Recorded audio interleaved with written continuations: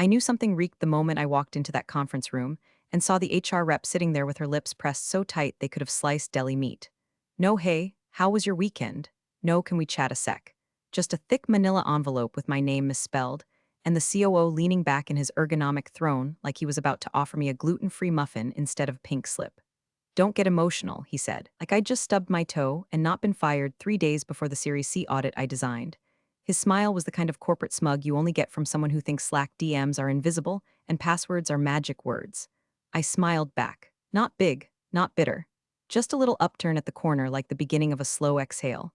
That's when he should have known he'd just kicked a hornet's nest wearing barbecue sauce shoes. But he didn't, because men like Brent, yep, Brent, of course, think consequences are for interns and that policies are just decorative screensavers. I handed over my badge, logged out of the company laptop, and nodded like a good little ex-employee. But what I didn't hand over, my leverage. See, Brent forgot one tiny, microscopic, legally terrifying detail. I built the risk architecture he's been shortcutting. Every bypass, every approved exception, every midnight override. That was my code, my rules, my net. And what a tangled little net it was. Side note, since you're still here and didn't swipe to some guy ranting about crypto and protein powder, 97% of people listen to these stories without subscribing. I get it. But if you're enjoying this and want to see how far Brent's smirk slides down his neck, hit the like and subscribe buttons. It really helps the team keep making these dumpster fires feel cinematic. Back to Brent, the man who thought Excel macros counted as innovation. Now, I'm not new to the game. I've sat through more agile workflow syncs than anyone should have to endure in one lifetime. I know what it looks like when an exec is trying to wipe fingerprints off a dirty project, and Brent was practically Windex in human form. He'd been quietly pushing through efficiency protocols since the day he arrived, usually around 2:33 o'clock a.m. when the only folks awake were caffeine-addled engineers and his own ambition. But here's the kicker. He never asked how the system worked. He just assumed it bent when he said bend. What he didn't know was that the system bent for me, and only because I programmed it to scream every time someone like him tried to tiptoe around compliance like a raccoon in a recycling bin. I walked out of that room calm, composed, still holding a copy of my offboarding checklist like it was a CVS receipt of corporate idiocy. The door clicked shut behind me and my phone buzzed, not from anyone at work, just an old alert buried deep in a sandbox node I'd forgotten to reroute. My admin key had just been used after my departure had been logged and confirmed.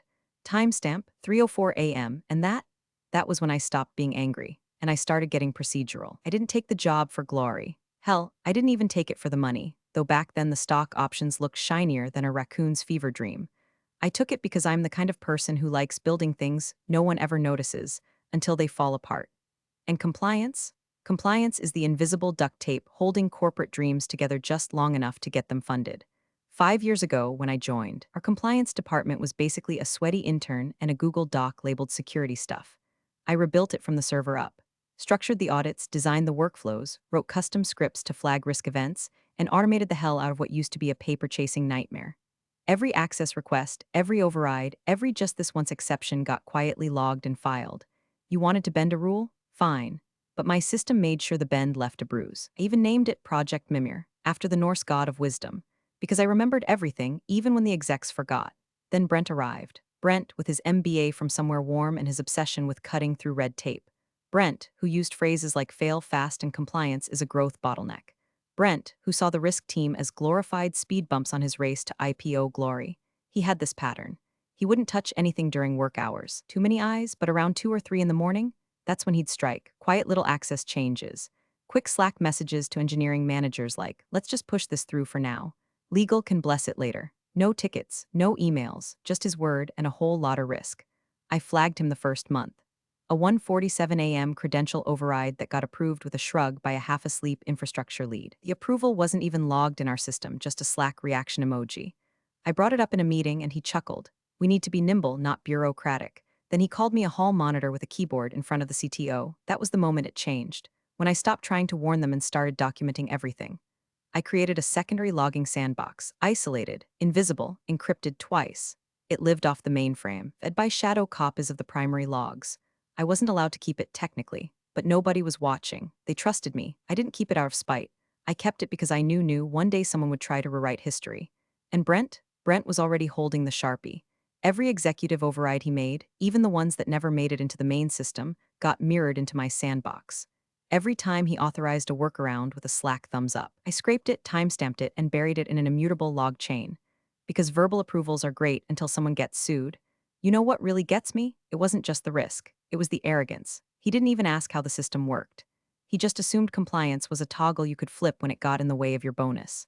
He never asked who wrote the risk engine, who linked the logs to access control, who tied login events to biometric tags. He thought it all just happened, like air conditioning or coffee refills. But Mimir remembered, and so did I. By the time Brent fired me, his digital trail looked like a drunk raccoon tap dancing through a minefield, and he had no idea. Because here's the thing about ghosts and machines: we don't rattle chains, we don't slam doors, we just watch and wait and log everything. 2 days after the firing, I was sitting on my couch in pajamas that had forgotten what soap smelled like, halfway through a pity binge of boxed wine and expired Thin Mints when it happened. Ping, my phone buzzed. Thought it was a spam notification. Maybe another your resume matches a dog grooming job in Tulsa. Alert from the job board hellscape. But no, it was an auto-forward from a private proton mail I hadn't touched since college. One I'd routed through a relay node off the primary system, back when I was testing Mimir's alert redundancy. Completely forgotten. Subject line, admin access key usage priority flag timestamp, 3:04 a.m. Credential, mine. I stared at the screen for a good 5 seconds like it had just insulted my mother. My hands froze halfway to a stale cookie, because let me be clear, I was gone, offboarded, access revoked, badge turned in, laptop wiped. I'd signed the stupid form that said I'd returned all company property including knowledge assets, which is corporate speak for go die quietly. So how, in the name of broken firewalls and corporate idiocy, was my admin key being used? The only answer, Brent. He hadn't just cut me out, he'd used my departure as camouflage. Somewhere between firing me and prepping for the audit, he decided it was easier to reuse my credentials than request his own elevated access. Classic Brent. Always wants the throne, never wants the receipts. I sat there, jaw clenched, as the cold disbelief curdled into something sharper. Because this wasn't just sloppy, it was stupid. And when stupid meets audited, that's when things get interesting. See, I'd buried more than just logs in that sandbox. Mimir didn't just track overrides, it tracked how they were accessed. Credentials, IPs, timestamps. Even biometric echoes from login terminals if they were active. That's how I designed it, like a paranoid squirrel building a nuclear bunker for acorns. I opened the old terminal on my personal machine, took a deep breath, and re-engaged Mimir's sandbox monitor. The screen lit up with pings, silent flags tripping like dominoes. He wasn't just accessing files. He was crawling through the guts of the system, flipping off safeguards, retro-approving changes, and even poking around in audit prep folders like he was rearranging a crime scene. Using my key, like it would absorb the blast if something exploded. For about a second, I considered calling legal, flagging it, going by the book. But then I remembered. Brent shredded the book and fired the author, so I watched, and logged, and let the violations stack up like greasy plates in a college sink. Every change he made triggered silent alerts. Every time he faked a security exception or greenlit a permission upgrade without backup logs, ping, ping, ping. He thought he was cleaning house before the auditors came. What he was really doing was digging a tunnel straight into a digital landmine I'd buried years ago, one with his name carved into every byte. The thing about audits, they're not designed to find things. They're designed to verify that no one was dumb enough to leave fingerprints. But if you plant the right breadcrumb, just one innocuous little log discrepancy, timestamp just so, an auditor will follow it. And once they do, they find everything. I didn't need to lift a finger. Brent was doing it for me. Here's the part Brent really should have read the manual on, assuming he ever read anything that didn't have a golf metaphor or his own name in bold font. Most systems, if you look hard enough, have backdoors. Some are left by lazy developers. Some are installed by malicious insiders. But the ones I built, they were fake, not backdoors, more like bait. I called them dummy protocols, sandboxed bypass routes I embedded during system buildouts. Meant strictly for one purpose, training auditors. They simulated vulnerabilities without ever granting actual access. Think of it like putting a fake spider in your front yard to test if the exterminator actually knows what a black widow looks like. They looked real, acted real, responded with authentic-looking system responses. But trip one, and they didn't open doors, they rang bells. Loud, silent, unmistakable bells. Bells that echoed directly into Mimir's sandbox. And Brent, oh bless his buzzwordy little heart, he activated not one, not two, 11. 11 separate dummy bypasses, all of which I'd labeled internally with cheerful names like tutorial exit node and vuln sim do not touch. But since Brent didn't bother with things like documentation or respect, he saw them in the logs, thought he'd struck digital gold, and ran straight through M like a toddler in an open field full of cow pies. The first time it happened, 3:04 a.m. of course, I just watched. He accessed a file labeled redundant auth protocol legacy and executed a shell override. It didn't break anything, didn't give him what he wanted. It just echoed, quietly, into Mimir. And from there, straight into the alert archive tagged with his credential ID, and he kept going. Over the next week, Brent treated my dummy protocols like his own personal escape hatch system. He thought he was being slick, cutting corners, bypassing permissions, sneak fixing the security infrastructure just in time for the audit, cleaning digital fingerprints with a bootleg bleach wipe. But what he really did? He lit up Mimir's sandbox like a Christmas tree duct taped to a landmine. Each bypass trigger logged the method used, timestamp, access location, and the credential that executed it. It even logged typing cadence when done from an internal terminal, because yes, I'm that level of paranoid. Brent's reads like a digital signature written in crayon and rage. And the kicker? These protocols weren't just tripping alarms in my system. They were structured to generate discrepancies, subtle but clear contradictions in audit metadata, things an external auditor might not notice unless, of course, they were handed a pattern. A set of breadcrumbs, a time frame, which I now had, 3:04 a.m., every major violation, every dummy route tripped, every fingerprint Brent left in his sleep-deprived arrogance started right there. All I had to do now was mark that timestamp in the sandbox archive, add one final note, cross-reference protocol discrepancies from 3:04 a.m. forward, possible breach pattern. The seed was planted. All it needed was the right pair of eyes. And the clock, it had already started ticking. It was a Tuesday, one of those weird, gray ones where time feels like it's chewing gum in the back of your skull. I hadn't checked Slack in days, not since the ceremonial exile, but I kept a burner profile alive on a private workspace, just in case. At 10:42 a.m., a message popped in. No name, no photo, just a handle I didn't recognize and a short line, "Hey, something weird's going on with audit prep." He deleted all our logs and said legal signed off. That true. I sat back in my chair, heart doing that slow, delayed thud you get when your body realizes it's about to remember why you're angry. The message wasn't just a whisper, it was a canary, and it had stopped singing. That junior engineer, God bless his overworked soul, had no idea what he'd just confirmed. Brent was panicking. He'd realized the audit was going to dig deeper than he expected, and now he was playing janitor in a data crime scene. Wiping logs, purging metadata, probably rerouting approval chains with fresh timestamps, betting no one would cross-reference systems he never bothered to understand. But the thing about amateurs cleaning up messes, they only clean what they can see. He was deleting primary system logs, trying to make it look like certain overrides never existed. Problem was, the real skeletons weren't in the front yard. They were buried in the sandbox. Mimir's shadow log, still untouched, still ticking, still timestamped, hashed, and mirrored across a redundant cold node in Iceland. Paranoid? Maybe, but who's laughing now, Brent? I clicked into the archive folder. Each violation Brent had committed, every dummy protocol he'd triggered, every unauthorized override he'd rubber-stamped with my stolen credentials, was neatly preserved, sealed tighter than Grandma's peach jam in a bunker-grade mason jar. And all of it tied back to a single fingerprint, his. I stared at the files, each one a nail in a coffin he didn't even know he'd built. Now here's the choice most people screw up in these stories. They go for the dramatic. The confrontation, the boardroom scream, the "you'll regret underestimating me" soapbox. But me, I went quiet. I opened a secure channel with the external audit team's anonymous intake line, the one for internal whistleblowers. I'd helped write that clause, back when we were trying to impress the Series B lawyers. It guaranteed full confidentiality, protection, and immediate escalation if the submission included risk of fraud, misconduct, or data manipulation. Guess what? Ding ding ding. I attached the full sandbox archive, included the log hashes, biometric tag evidence, credential traceback, dummy protocol triggers, IP access history. The works. No commentary, no explanation. Just a single line in the message body, cross-reference to official log set. Discrepancy begins at 3:04 a.m. date. Recommend integrity check. Then I hit send, and that was it. No fanfare, no explosion, just the click of a fuse being lit in a building made of oily rags and tax fraud. Brent thought he was scrubbing history, but all he really did was scrub away the plausible deniability. And now the audit had teeth. The conference room they used for audits was always kept just a few degrees too cold, like they wanted to keep fear fresh. I remember it well, overhead lights that hummed louder than most middle managers, and a spiderweb crack on the corner of the smartboard no one ever fixed. Classic startup ambience, half tech temple, half underfunded community theater. That morning, the audit team filed in at 9 a.m. sharp. Interns with binders, analysts with muted cardigans, and the lead partner from the firm, the one whose name only ever appeared in lawsuits and investor decks. The COO, Brent, in his infinite smugness, had already made sure pastries were arranged neatly but not too curated to look approachable. He made a joke about gluten-free being too compliant, and someone fake laughed so hard they snorted. CEO sat at the head, pale and distant. Not sick, just hollow. Like maybe he'd finally started listening to that small, awful whisper that said something was off. His gaze kept drifting to the monitor even when nothing was on it. I wasn't in that room, but Mimir was. The system didn't need me anymore. It knew what to do. At 9:15 a.m., It pinged its first passive flag, a small discrepancy between expected access logs and actual session durations from the past 7 days.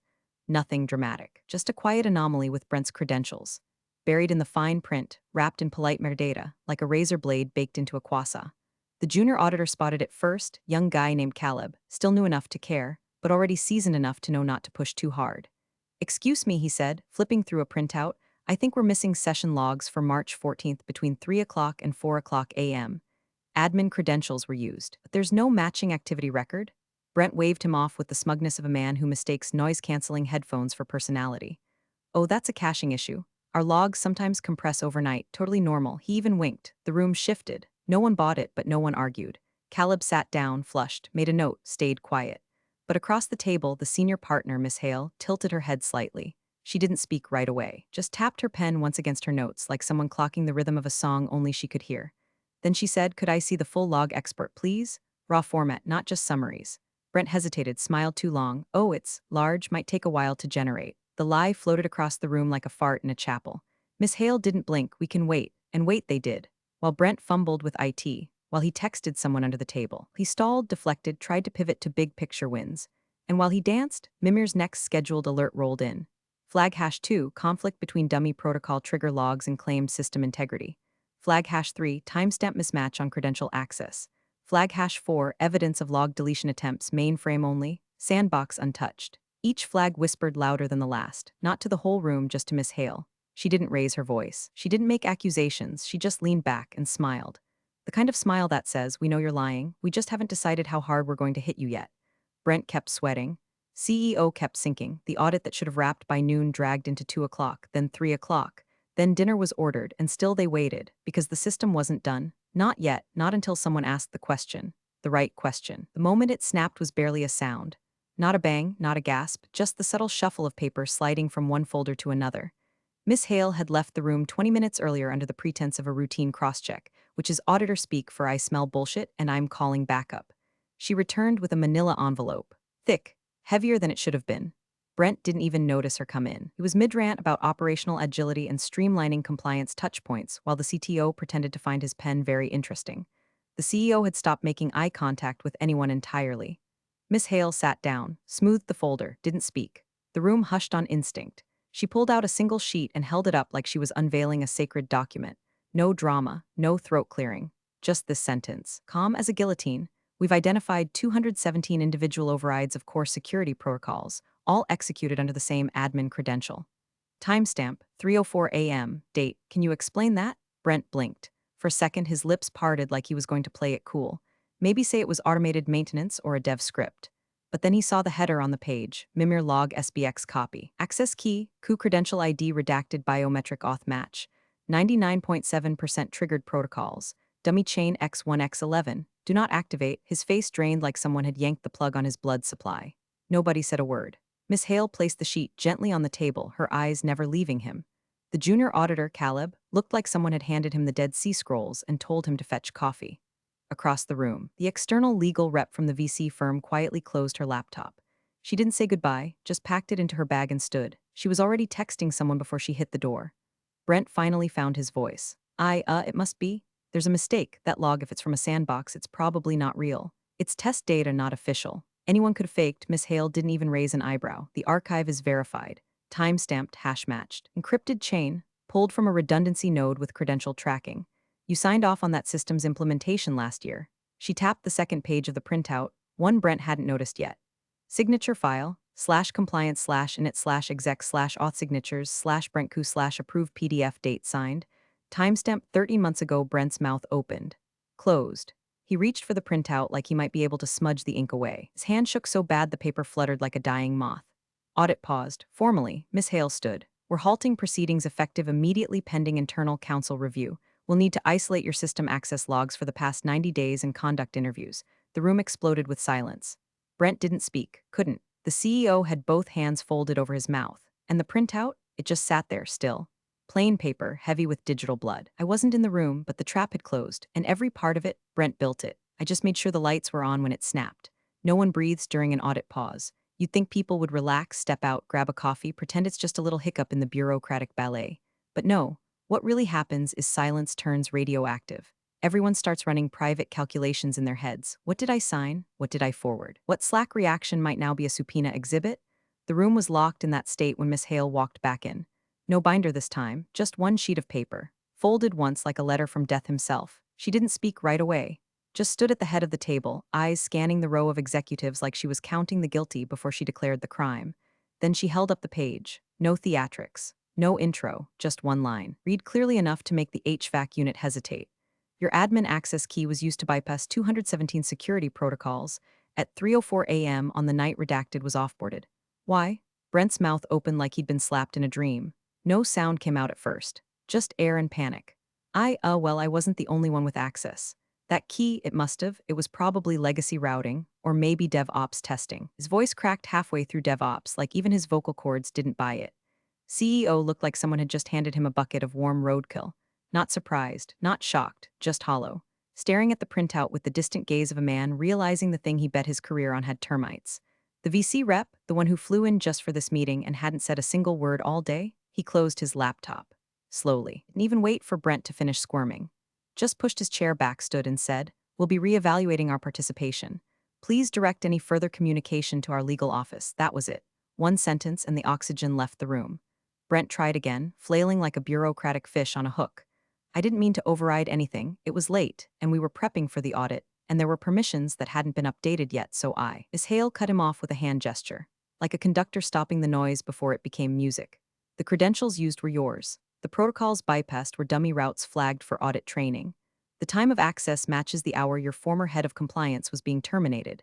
The system logs indicate not only intentional entry, but biometric match and signature trail. Nothing was automated, nothing was inherited, and nothing was authorized." Brent blinked rapidly. Sweat darkened his collar. The back of his neck was blotchy red, like his bloodstream was starting to regret its career choices. Then came the soft knock at the door. Legal. In-house counsel, flanked by the company's risk advisor, both looking like they'd aged 5 years during the pause. They didn't ask for a recap, just walked in, scanned the table, and sat down without speaking. Miss Hale stepped back. Her job wasn't to prosecute, just to present the blade. And now it had been swung. Everything stopped. The meeting didn't end, it just froze. People got up slowly, like leaving a funeral. Brent sat slumped in his chair, hands limp, lips moving but forming nothing useful. CEO finally spoke, almost to himself. "Why'd you even use her credentials?" Brent didn't answer. But somewhere across the city, in a quiet apartment with the blinds drawn and the tea kettle whistling, I already knew the answer because Brent didn't know how not to cheat. And I built a system where cheating meant confessing. Brent's last stand came in the form of corporate improv. "Okay, look, maybe it wasn't me.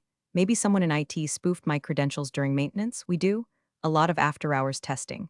It could have been a timing error, a false positive." His voice was too loud, too fast, like he thought if he said enough words, some of them might turn into an escape hatch. The auditors didn't flinch. Miss Hale tapped her pen once on the desk and nodded toward the associate beside her. He slid a second printout across the table, this one heavier. 2 pages stapled at the corner, the top page marked in red. Brent didn't reach for it. He just stared like the paper might catch fire if he made eye contact. Miss Hale folded her hands. "This is a snapshot from the biometric authentication log. It confirms retinal match at the terminal in the executive suite, 3:04 a.m. Your key, your access, your fingerprint. Signed audit override request embedded in the dummy protocol's flag trigger. No other logins at that time, no IT personnel present, no maintenance ticket filed." The words weren't loud, but they rang like bells. Brent's hand twitched on the table, just once. Little tremor that traveled from his fingers to his wrist, like his body was trying to disconnect from the moment. That shake, that was the exact second he realized there was no version of the truth where he came out clean. The CEO didn't look at him. The CTO quietly collected his notebook and muttered something about a systems review. Legal didn't even bother asking questions, just opened a binder and started reading silently like Brent was already a footnote. He tried to speak again. Nothing came out, because there's a limit to how many times you can lie before your body starts choking on the taste. No one yelled, no one stood, no threats, no tantrums, just the brutal stillness of consequences arriving on schedule. And me? I was on my couch. Same hoodie, same tea mug I'd had for 5 years, the one with the chipped rim and the passive-aggressive HR quote. "We're all one big family." The kettle hissed gently behind me as my phone lit up with a push notification from a finance app. Alert: company stock temporarily halted, pending material disclosure. I refreshed the news. Nothing public yet, but the internal memo had leaked. Somewhere between the auditors and the investors, it found its way into the bloodstream. Whispers first, then questions, then panic, all traced back to one line in the sandbox archive, one timestamp. one admin key. One man who thought I was just a speed bump on his way to a bonus. I took a slow sip of tea. Let it burn just a little, let it settle. I never raised my voice, never stormed a boardroom, never said a damn word after they fired me. I didn't have to. The system I built, just like Brent wanted, spoke volumes, and when it did, it told my story. Big thanks for watching, you sneaky seniors. Subscribe to keep the coffee pot brewing revenge. Your ex-colleagues won't know what hit him.